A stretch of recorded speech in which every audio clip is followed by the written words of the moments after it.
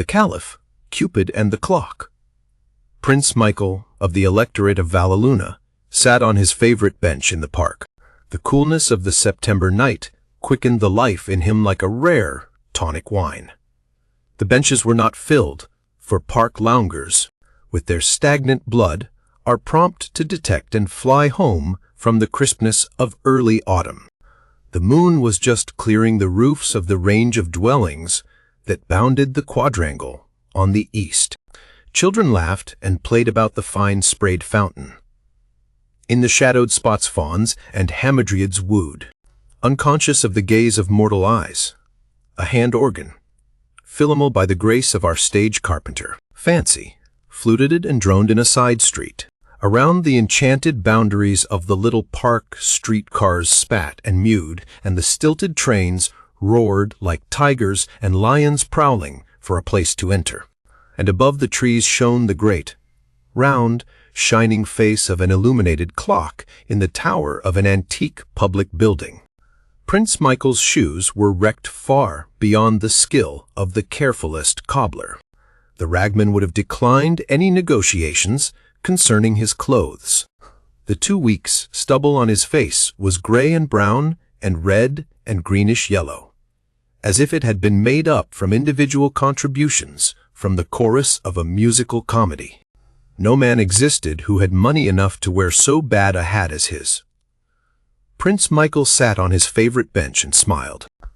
It was a diverting thought to him that he was wealthy enough to buy every one of those close-ranged, bulky, window-lit mansions that faced him if he chose. He could have matched gold, equipages, jewels, art treasures, estates and acres with any Croesus in this proud city of Manhattan, and scarcely have entered upon the bulk of his holdings. He could have sat at table with reigning sovereigns. The social world, the world of art, the fellowship of the elect, adulation, imitation, the homage of the fairest, honors from the highest, praise from the wisest, flattery, esteem, credit, pleasure, fame. All the honey of life was waiting in the calm in the hive of the world for Prince Michael, of the electorate of Valleluna, whenever he might choose to take it. But his choice was to sit in rags and dinginess on a bench in a park, for he had tasted of the fruit of the tree of life and, finding it bitter in his mouth, had stepped out of Eden for a time to seek distraction close to the unarmored, beating heart of the world. These thoughts strayed dreamily through the mind of Prince Michael as he smiled under the stubble of his polychromatic beard. Lounging thus, clad as the poorest of mendicants in the parks, he loved to study humanity. He found in altruism more pleasure than his riches, his station, and all the grosser sweets of life had given him. It was his chief solace and satisfaction to alleviate individual distress, to confer favors upon worthy ones who had need of succor, to dazzle unfortunates by unexpected and bewildering gifts of truly royal magnificence, bestowed, however, with wisdom and judiciousness. And as Prince Michael's eye rested upon the glowing face of the great clock in the tower, his smile, altruistic as it was, became slightly tinged with contempt.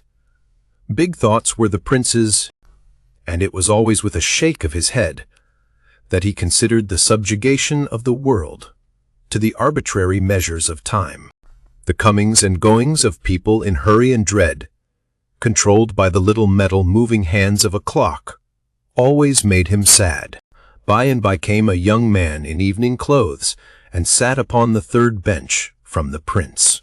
For half an hour he smoked cigars with nervous haste, and then he fell to watching the face of the illuminated clock above the trees.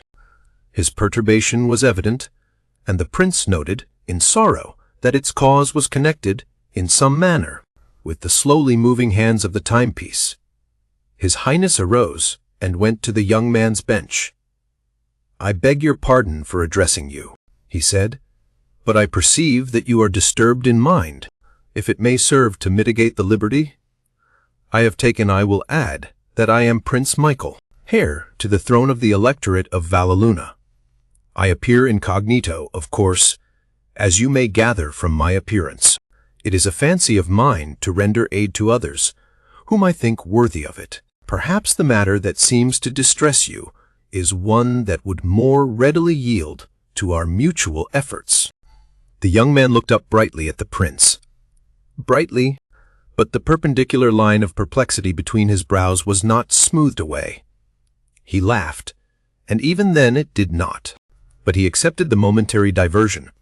"Glad to meet you, Prince," he said, good-humoredly. "Yes, I'd say you were incog. All right. Thanks for your offer of assistance.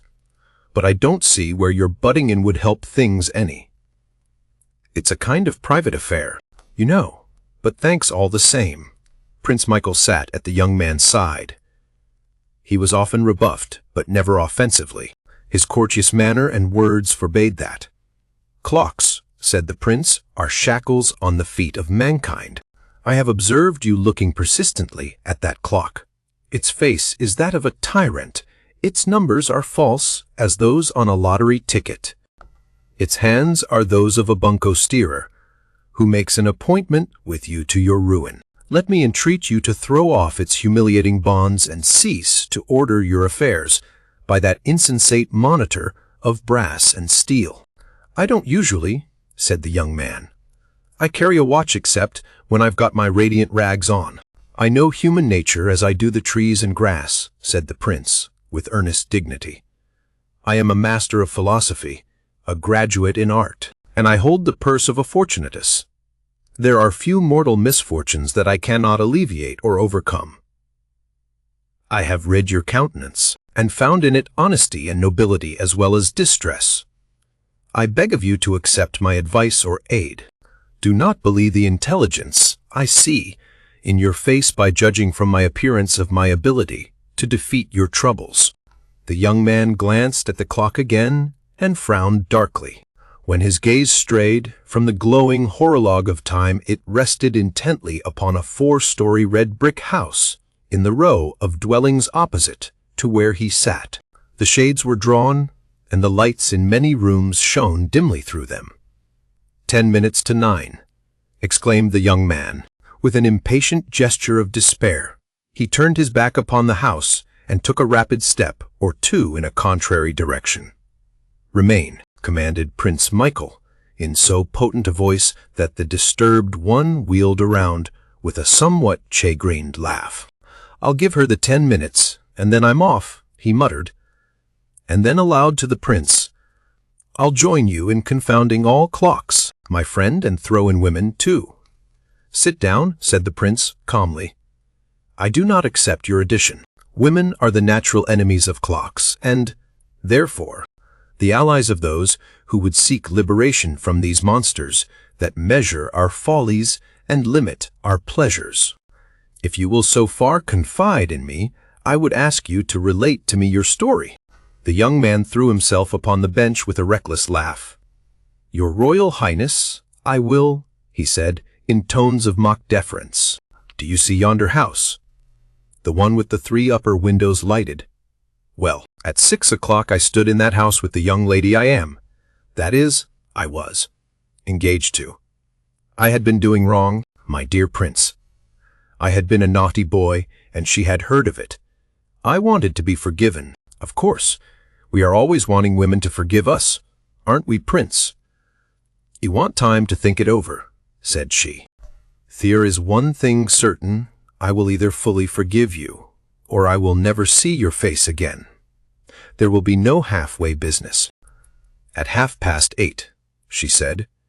At exactly 8:30, you may be watching the middle upper window of the top floor. If I decide to forgive, I will hang out of that window a white silk scarf.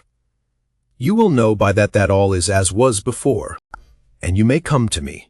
If you see no scarf, you may consider that everything between us is ended forever. That, concluded the young man, bitterly, is why I have been watching that clock. The time for the signal to appear has passed 23 minutes ago. Do you wonder that I am a little disturbed, my Prince of Rags and Whiskers? Let me repeat to you, said Prince Michael, in his even, well-modulated tones, that women are the natural enemies of clocks. Clocks are an evil, women a blessing. The signal may yet appear. Never on your principality, exclaimed the young man hopelessly. You don't know Marian, of course. She's always on time, to the minute. That was the first thing about her that attracted me. I've got the mitten instead of the scarf. I ought to have known at 8.31 that my goose was cooked. I'll go west on the 11.45 tonight with Jack Milburn. The jig's up. I'll try Jack's ranch a while and top off with the Klondike and whiskey. Good night. Prince. Prince Michael smiled his enigmatic, gentle, comprehending smile and caught the coat sleeve of the other. The brilliant light in the prince's eyes was softening to a dreamier, cloudy translucence. Wait, he said solemnly, till the clock strikes. I have wealth and power and knowledge above most men, but when the clock strikes I am afraid. Stay by me until then. This woman shall be yours. You have the word of the hereditary Prince of Valleluna. On the day of your marriage, I will give you thar 100,000 and a palace on the Hudson. But there must be no clocks in that palace. They measure our follies and limit our pleasures. Do you agree to that? Of course, said the young man, cheerfully. They're a nuisance anyway. Always ticking and striking and getting you late for dinner. He glanced again at the clock in the tower. The hands stood at 3 minutes to 9. I think, said Prince Michael, that I will sleep a little. The day has been fatiguing. He stretched himself upon a bench with the manner of one who had slept thus before. You will find me in this park on any evening when the weather is suitable, said the prince, sleepily. Come to me when your marriage day is set, and I will give you a check for the money. Thanks, your highness, said the young man, seriously. It doesn't look as if I would need that palace on the Hudson, but I appreciate your offer. Just the same. Prince Michael sank into deep slumber. His battered hat rolled from the bench to the ground. The young man lifted it, placed it over the frowsy face, and moved one of the grotesquely relaxed limbs into a more comfortable position. Poor devil, he said, as he drew the tattered clothes closer about the prince's breast. Sonorous and startling came the stroke of 9 from the clock tower. The young man sighed again, turned his face for one last look at the house of his relinquished hopes, and cried aloud profane words of holy rapture. From the middle upper window blossomed in the dusk a waving, snowy, fluttering, wonderful, divine emblem of forgiveness and promised joy. By came a citizen rotund, comfortable, home hurrying, unknowing of the delights of waving silken scarfs on the borders of dimly lit parks. Will you oblige me with the time, sir? Asked the young man, and the citizen, shrewdly conjecturing his watch to be safe, dragged it out and announced, 29.5 minutes past 8, sir.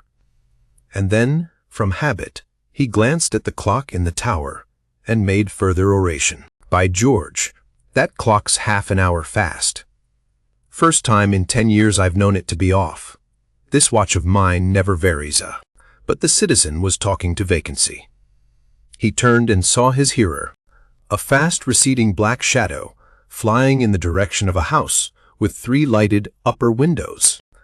And in the morning came along 2 policemen on their way to the beats they owned. The park was deserted save for one dilapidated figure that sprawled, asleep, on a bench. They stopped and gazed upon it. It's Doppy Mike, said one. He hits the pipe every night. Park bum for 20 years. On his last legs, I guess.